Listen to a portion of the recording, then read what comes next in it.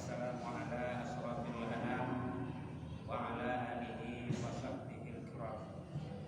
Asyhadu an la ilaha illallah wa asyhadu anna Muhammadan abduhu wa rasuluh. Allahumma fassalli wa sallim wa barik ala sayyidina Muhammad wa ala alihi wa sahbihi ajma'in. Amma ba'du fa ya ayyuhal hadirun usikum wa iyaya bittaqwallah faqad fatal muttaqun.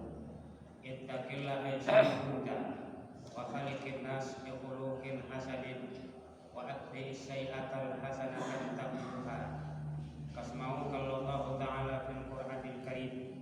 A'udzu billahi minasyaitonir rajim. Bismillahirrahmanirrahim. Qul huwallahu ahad, Allahus samad, lam yalid wa lam yulad wa lam yakul lahu kufuwan ahad. Sadaqallahul azim wa sadaqal karim wa nahnu ala dzalika syakirin walhamdulillahirabbil alamin. Bapak-bapak, saudara kaum muslimin sidang jamaah Jumat rahimakumullah. Puji syukur marilah kita serahkan kehadiran Allah Subhanahu wa taala yang mana beliau telah melimpahkan rahmat dan karunia-Nya, taufik dan hidayahnya kepada kita semua sehingga kita dapat melaksanakan satu kewajiban kita pada hari ini, yaitu melaksanakan salat Jumat secara berjamaah yang merupakan fardu ain bagi umat Islam, laki-laki balik laki berangkat. Salawat dan salam tak bosan-bosan kita pintakan kepada Allah, semoga disampaikan semisal pahalanya wa barakatuh Rasulullah sallallahu alaihi wasallam. Bapak-bapak, saudara kaum muslimin sidang jamaah Jumat rahimakumullah, suatu perintah yang diwajibkan oleh Allah kepada kita melaksanakan salat. Dan melaksanakan salat ini tentu Allah berikan syarat dan rukunnya. Tentu kita tahu apa itu syarat salat dan apa itu rukun salat. Yang syarat salat adalah yang kita kerjakan sebelum melaksanakan salat, seperti berwudu, seperti menutup aurat dan selainnya. Yang rukun salat adalah yang kita kerjakan dalam salat, seperti niat, takbir, al-fatihah, rukuk dan seterusnya. Itu adalah rukunnya. Syarat dan rukun itu tidak bisa kita pisahkan dalam melaksanakan ibadah salat. Kadang-kadang kita tidak mengetahui rukun dan syarat salat. Bagaimana tidak mengetahui? Contoh dengan syarat salat, menutup aurat. Memang menutup aurat menurut ulama fikih antara pusat dan lutut. Itu adalah ulama fikih. Kalau kita tingkatkan dengan ulama tasawuf, orang sufi, menutup yang tidak memberikan kegairahan orang lain terhadap kita kalau berlainan jenis. Harus kita ketahui, dan syarat-syarat yang tertentu banyak lagi yang tidak kita ketahui. Makanya bahwa perintah salat ini tidak berfungsi di dalam kehidupan kita. Di dalam ayat inna salata tanha 'anil fahsya'i wal munkar, salat mencegah perbuatan keji dan munkar, tapi salat kita tidak bisa mencegah perbuatan keji dan munkar karena syaratnya tidak kita lengkapi. Apalagi yang syarat yang sering kita lupakan adalah membersihkan diri ini, baik berhubungan dengan Allah maupun sesama manusia. Sebab di dalam diri kita pasti ada sifat kafir, sifat syirik pasti ada. Apa itu sifat kafir? Contohnya mempersekutukan Allah dengan lain. Kalau kita orang petani, bahwa kita yang pintar, pupuk ini yang baik, racun ini yang baik, ada sifat kafir di dalam diri kita, dan hilangkan itu sebelum kita menghadap Allah Subhanahu wa taala. Bahwa salat ini adalah menghadapkan diri kita kepada Allah. Orang yang kita hadapi adalah orang yang suci. Tentu kita sucikan diri ini sebelum kita menghadap orang yang suci. Bapak saudara kaum muslimin sidang jamaah Jumat rahimakumullah. Bisa juga kita lihat yang lain, ketidaksempurnaan syarat kita melaksanakan salat ini. Sesama manusia kita tidak bersih, sesama manusia kita tidak ada sifat menghubungkan tali silaturahim, memutuskan tali silaturahim. Inilah yang terjadi. Kalau begini terjadi, maka hubungan dengan Allah tidak bisa sampai kepada tujuan. Sebab untuk menghadapi Allah tentu kebersihan hati, baru kebersihan jasmani ini. Kalau jasmani yang bersih, kalau hati tidak bersih, tidak akan sampai kepada Allah Subhanahu wa Ta'ala apa yang kita kerjakan di atas dunia ini. Setelah selesai syaratnya, rukunnya lagi.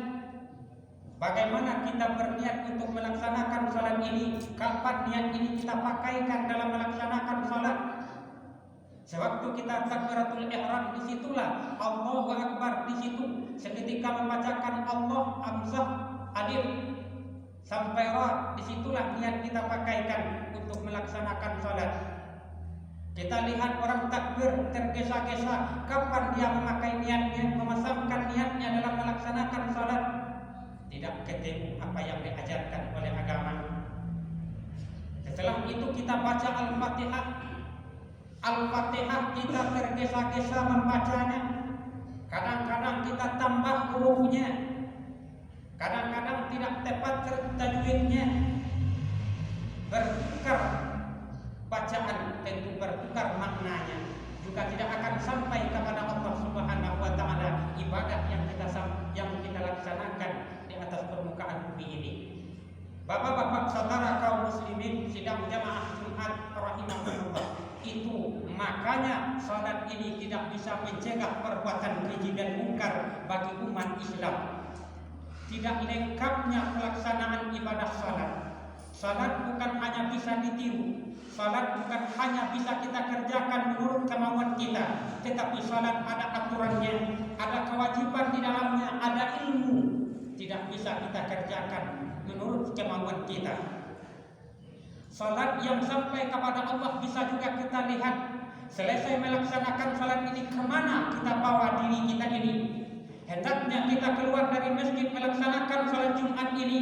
Di pintu masjid ini kita mengeluh, ya Allah, saya keluar dari rumah Engkau, tapi bukan saya keluar dari Engkau. Begitulah keyakinan kita. Tetapi kita keluar masjid bagaikan burung yang lepas dari sangkarnya. Begitulah kebanyakan terjadi. Dia tidak mengingatkan bahwa dirinya adalah makhluk Allah. Allah yang ciptakan, Allah yang tolong kita, Allah yang bantu kita. Tetapi ketika kita keluar dari masjid, tidak ada Tuhannya lagi, tidak ada Allahnya lagi. Hendaknya kita keluar dari masjid ada rasa sedih bagi kita. Ya Allah, berikan saya kekuatan untuk menghadapi rayuan dunia ini, ya Allah, rayuan iblis ini, karena aku sudah berada di rumahmu dan aku keluar dari rumahmu ini bukan untuk mendurhakaimu, ya Allah. Begitu orang mencerminkan salatnya ke dalam perbuatannya. Bapak saudara kaum muslimin sidang jamaah Jumat rahimahullah, banyak terjadi hal yang demikian ini. Kenapa? Ketidakpahaman dalam melaksanakan ibadah akan terjerumuslah kita kepada perbuatan maksiat.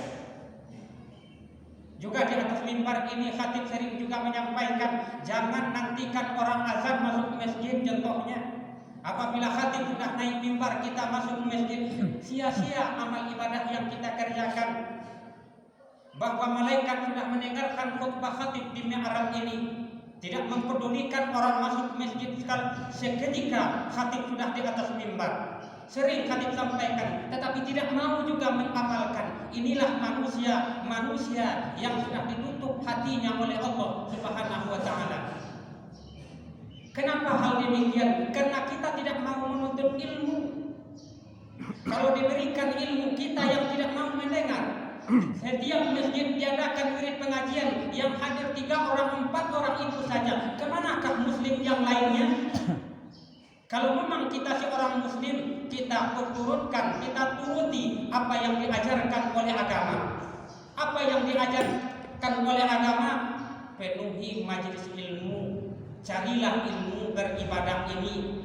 Kalau ibadah kita tiru saja, kalau ibadah kita laksanakan menurut kemauan kita, sia-sia ibadah yang kita kerjakan. Bapak saudara kaum muslimin sidang jamaah Jumat rahimakumullah. Maaf kalau ini sekali sampaikan bahwa Islam lebih berbahaya daripada orang yang tidak Islam. Orang Kristen satu kali dalam seminggu masuk ke rumah Tuhannya, tempat ibadahnya. Kita pun Islam setiap hari Jumat masuk masjid. Apa gunanya masjid yang megah ini? Apa gunanya kita bangun masjid yang megah bahwa kita tidak mau menempati rumah Allah ini? Kita tempati rumah Allah pada hari Jumat saja. Bapak saudara kaum muslimin sidang jamaah Jumat rahimakumullah. Di mana-mana kita lihat diadakan minit pengajian, yang hadir cuma itu saja. 5 orang, 6 orang, 7 orang itu saja. Kemanakah muslim yang lain? Apakah ilmunya sudah cukup? Jawaban pasti tidak. Kalau ditanyakan masalah agama, mungkin tidak akan terjawab disebabkan kebodohan kita. Sudah diantarkan ilmu kepada kita, tetapi kita yang tidak mau mendengar. Inilah orang-orang yang akan dikunci mati hatinya oleh Allah Subhanahu wa Ta'ala.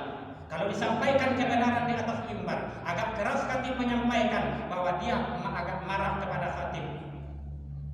Bapak saudara kaum muslimin sidang jamaah Jumat rahimahumullah. Ibadah yang kita kerjakan hendaknya bisa kita terjemahkan di luar salat kita, di luar ibadah yang kita kerjakan. Kalau hanya beribadah yang kita lakukan pada hari ini contohnya, di luar tidak bisa kita terjemahkan, apa gunanya ibadah kita kerjakan.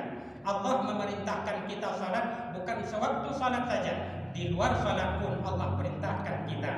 Apa yang Allah perintahkan? Terjemahkan salat ini keluar salat. Di dalam salat kita disiplin, di dalam salat kita tidak pernah bergunjing, di dalam salat kita tidak pernah menyakiti orang lain, di dalam salat kita tidak pernah mensekutukan Allah. Di luar salat juga pun begitu. Tapi untuk mengamalkan hal yang demikian ini, inilah yang paling sulit umat Islam. Tetapi seketika Allah berikan musibah kepada kita, takutnya bukan main. Tetapi seketika Allah berikan nikmat kepada kita kufur. Inilah kebanyakan umat Islam. Bapak-bapak, saudara kaum muslimin sidang jamaah Jumat rahimakumullah. Itu sajalah khutbah kita pada Jumat kali ini. Sebagai bahan renungan bagi kita hendaknya jangan kita sia-siakan perintah Allah yang dibebankan Allah kepada kita, dan penuhilah syarat dan rukunnya. Jangan kita mengerjakan salat dengan apa yang kita kemauan kita, dan jangan salat ini tiru-tiruan. Carilah ilmunya kepada ahlinya supaya bisa salat ini sampai kepada Allah Subhanahu wa Ta'ala.